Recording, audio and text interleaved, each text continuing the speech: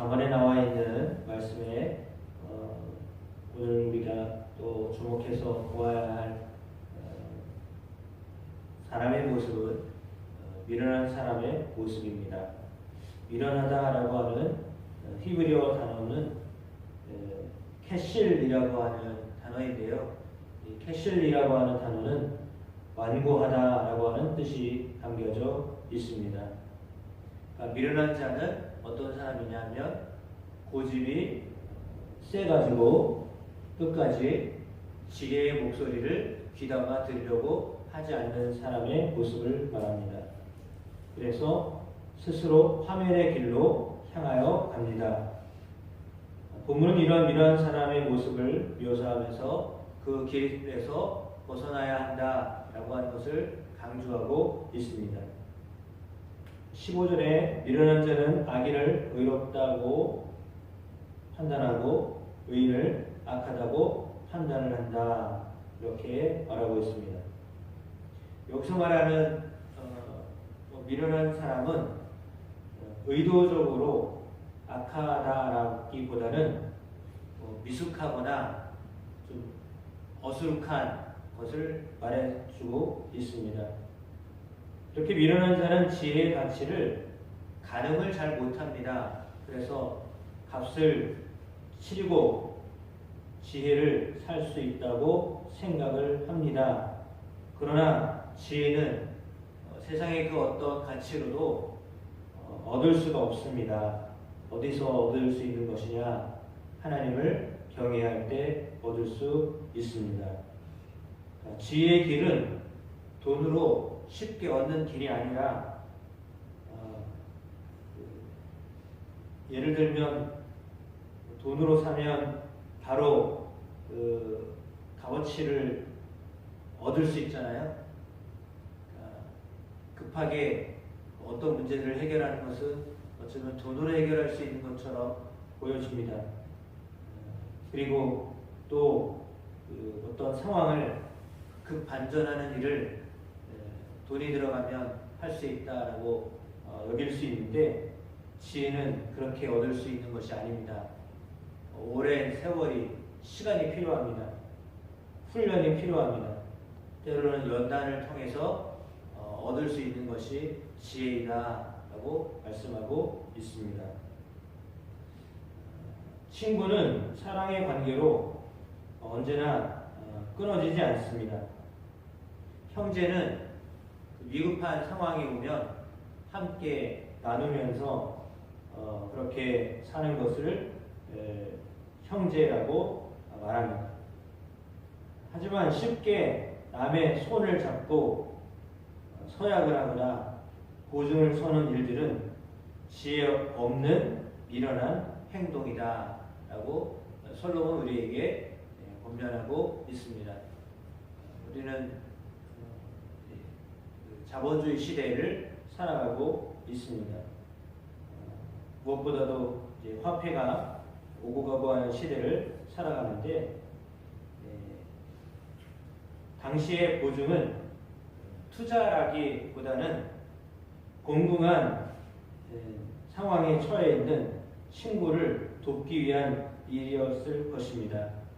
그런데 동기가 어떠하든지 간에 갚을 길이 없는 그런 막대한 손실에 대한 보증은 자기의 상황도 어떻게 악화시키는지를 모르고 그 상황은 또한 친구 관계도 깨게 합니다. 선을 행하지만 능력과 책임을 다할 수 있는 선을 베풀어야 그것이 효과적인 것인데, 그렇지 못하다라고 하는 것입니다. 선한 동기를 가지고 선한 지혜를 가지고 그래야 선한 결과를 만들어낼 수 있다라고 하는 것을 솔로몬은 우리에게 말하고 있습니다. 미련함의 결과는 다툼을 좋아한다. 자기 문을 높이고 마음을 굽히고 혀가 패역해지는 것을 말합니다. 19절에서 20절에 나와 있는 말씀이죠. 그래서 다툼은 자신에게 사실은 유익을 가져온다고 시작을 합니다. 큰 저택에 사는 것처럼 보이려고 문을 높이는 그것은 교만한 자의 모습입니다. 그의 판단이 굽었기 때문에 그의 입에서 나오는 말들은 진실하지 못합니다. 그래서 결국 미련한 사람은 이 하나님의 복을 소유하지 못하고 재앙에 빠지게 됩니다. 우리는 하나님의 지혜를 다툼이 아니라 사랑으로 얻어야 하겠습니다. 교만한 사람의 모습이 아니라 겸손한 모습으로 얻어야 하겠습니다. 불의가 아니라 공의를 행함으로 얻어야 하겠습니다. 거짓이 아니라 진실을 행함으로 얻어야 하겠습니다. 미련한 사람은 가족에게 근심과 고통을 끼치고 있습니다. 특별히 자녀가 미련하면 부모는 어떤 낚시 하나도 없습니다. 뼈가 마르는 마음의 고통을 느끼게 됩니다. 그러므로 우리는 자신의 잘못이 가족에게 화를 불러올 수 있다라고 하는 그런 것을 기억해야 하는데 미련한 자의 모습을 버리는 우리의 삶이 되기를 축복합니다. 지혜는 명철한 자 앞에 있고 미련한 자는 땅끝을 바라봅니다. 명철한 자는 하나님을 알고 경외하는 마음을 가진 사람을 말하는데요. 지혜는 그의 가까이에 있습니다. 하지만 미련한 사람은 지혜를 바라보지 않고 있기 때문에 그는 마음에 욕심이 있습니다. 허영심으로 가득 차 있습니다. 지혜는 지능이 아닙니다. 하나님을 경외하는 마음에 비례하는 것입니다. 머리가 좋다고 지혜로운 것이 아니고요. 지식이 있다고 지혜로운 것이 아닙니다. 하나님 앞에 겸손하게 하나님의 뜻을 구할 수 있는 사람이 지혜로운 삶을 살 수 있습니다. 하나님의 지혜는 많은 사람들에게 평안을 주는 것이기 때문인데요. 하나님의 지혜를 구하면 하나님이 그 지혜로 수많은 사람들이 화평할 수 있도록 하나님은 우리의 길을 인도하시는 분이심을 믿습니다. 그래서 예수 그리스도를 믿음으로 살아가는 사람들의 마음속에 하나님 주시는 화평함이 충만하게 됩니다. 많은 사람들을 이렇게 편한 길로 인도합니다. 말을 많이 하는 사람의 미련함에 대하여서도 27절에서 28절에 말하고 있는데요. 반어법으로 강조하고 있습니다. 어떤 말을 해도 상황만 더 악화되는 경우도 있습니다. 그래서 우리는 하나님께 지혜를 구해야 합니다.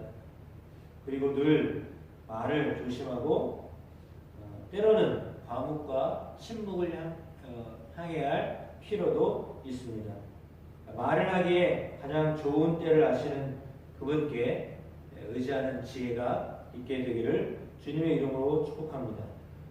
미련한 사람은 삶에 있어서 심적으로나 또한 관계적으로 그리고 영적으로 어떤 경계선을 볼 줄 모릅니다. 그래서 선을 넘고 왜 삶이 침몰해 가는지를 의아하게 여기고 고집만 피웁니다.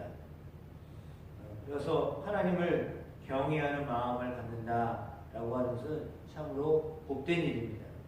하나님의 마음을 아는 것, 그래서 하나님이 주시는 때로는 그래서 하나님의 그 마음은 우리의 생각을 또 우리의 관계를 고쳐주십니다. 바르게 하여 주십니다.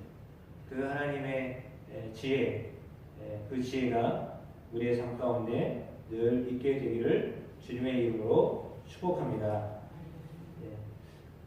화요일과 수요일 이틀 동안 물론 그 전부터 김장을 하느냐고 준비하셨던 모든 분들 또 기도하셨던 모든 분들에게 감사드리고 또 이제 다니엘 기도회 역시 오늘 이제 16일입니다. 이제 며칠 남지 않았습니다. 5일, 6일 남았는데 하나님이 끝까지 은혜 가운데 우리에게 인도하여 주실 줄로 믿습니다. 특별히 오늘 수능을 보는 날입니다. 수능 보는 우리 자녀들 있습니다. 우리 한미영 집사님 자녀 유장훈 학생 위해서 기도해 주시기를 부탁드립니다. 신윤별 학생은 수시에 합격해가지고 이제 나사렛 대학교에 가게 될 것 같습니다. 수석으로 들어갔다고 하는데 한참 은혜를 허락하여 주셔서 감사하고요. 장훈이 또한 하나님이 또 그 길을 인도하실 줄로 믿습니다. 위해서 기도해 주시기를 부탁드립니다.